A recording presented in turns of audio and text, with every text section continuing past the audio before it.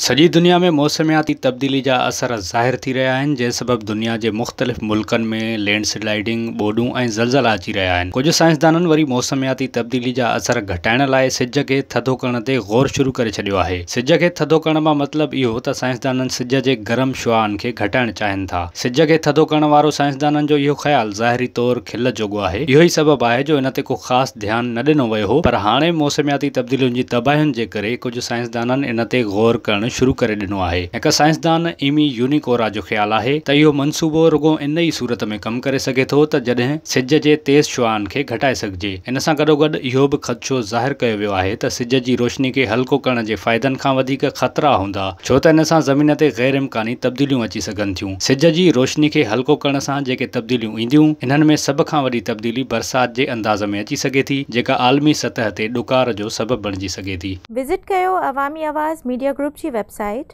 awamiawaz.pk।